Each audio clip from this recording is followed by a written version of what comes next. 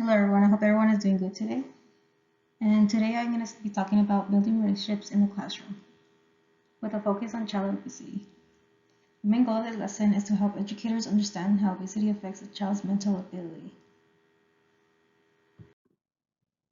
After the lesson, you will be able to define building relationships and childhood obesity, explain how childhood obesity affects education and mental health, list ways educators can support and prevent childhood obesity in the classroom.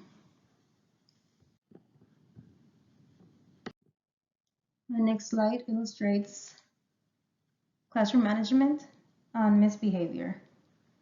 You can see the image of the teacher and students. On the side of the chalkboard, there's rearview mirrors. In the comment states, Ms. Hudson had noticed a sharp decline in misbehaviors ever since the rearview mirrors were installed. Let's get started by talking about classroom management and the importance of building relationships.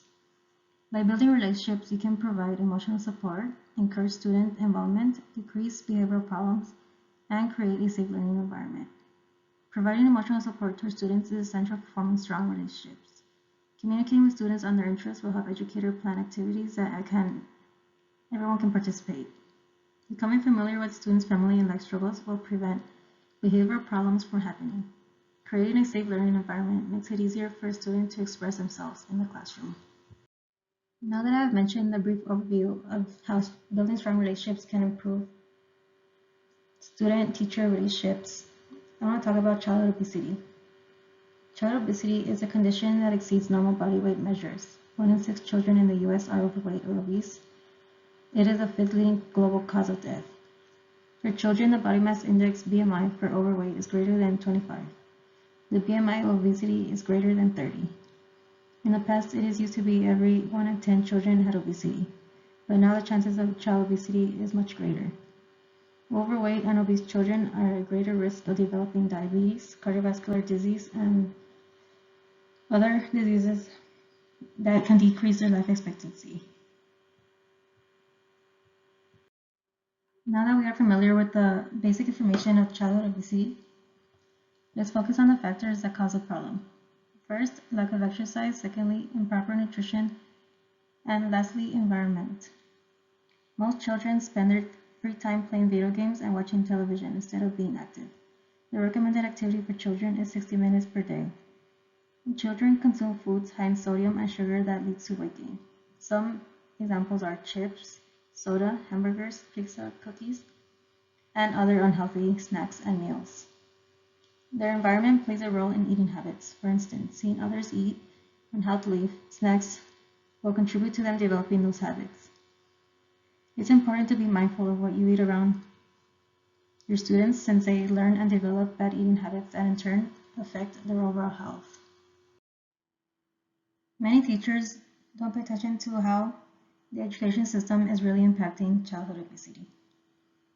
School lunches offer unhealthy meals, there are vending machines, snack bars, and there is a lack of nutrition education. Most schools follow USDA guidelines for nutrition, but most still fail to offer healthy meals because they offer pizza, chicken nuggets, hamburgers, french fries that have high fat and are high carb foods that don't contain the most nutritional value. Vending machines are common at schools and contain drinks such as soda, Gatorade, and fruit juices that have a lot of sugar and sodium. Schools make it accessible for students with money to buy unhealthy snacks from the snack bars such as cookies, chips, and other candy bars.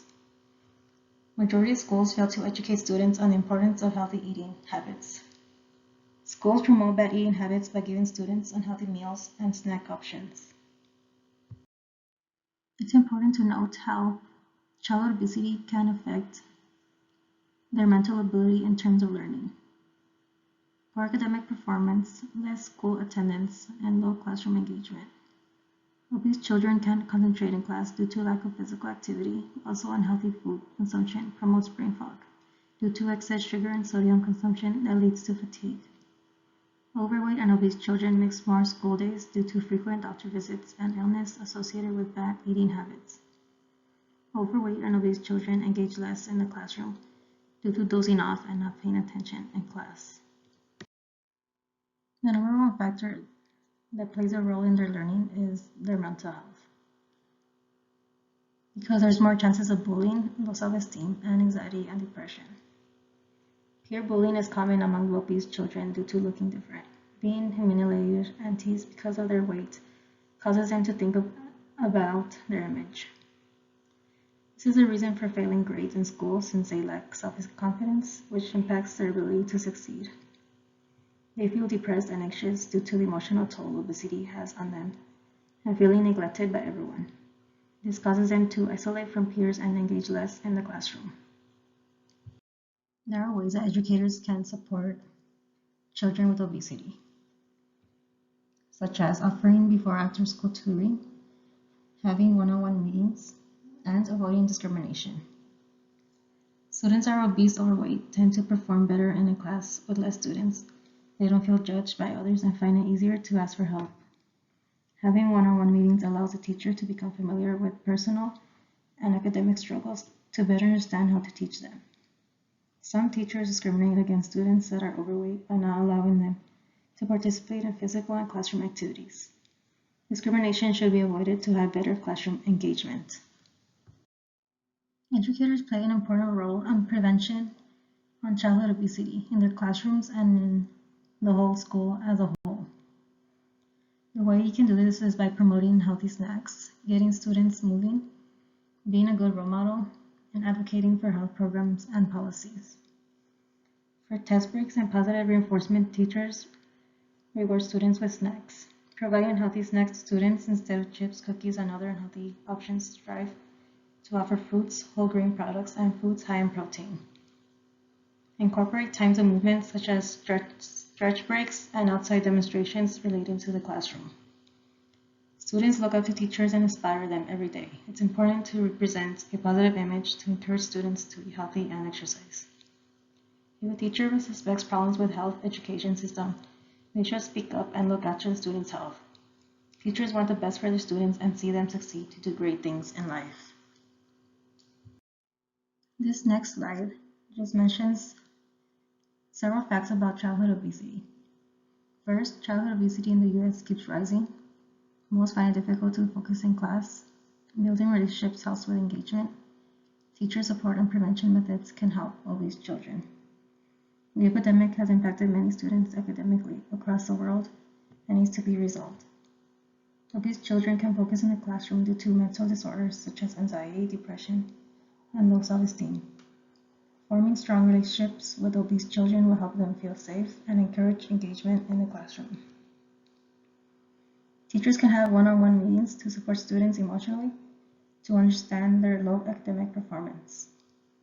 Also, teachers can prevent obesity by encouraging healthy snack options and physical activity in the classroom. I encourage everyone to watch this video on the power of relationships in schools. It focuses on forming strong emotional relationships and on having a safe learning environment for your students to have a better learning ability and overall good experience in school and in class. Now that we've reached the end of this lesson, let's recap on what we have learned so far. The person in front is responsible for building relationships with students. Childhood obesity affects students' academic performance. Educators can support and prevent childhood obesity in the classroom. It's important to acknowledge all these things in order to have a good, safe, and supportive learning environment for all your learners. To end this video, I want to say thank you for everyone staying here and listening to my lesson on childhood obesity and building relationships.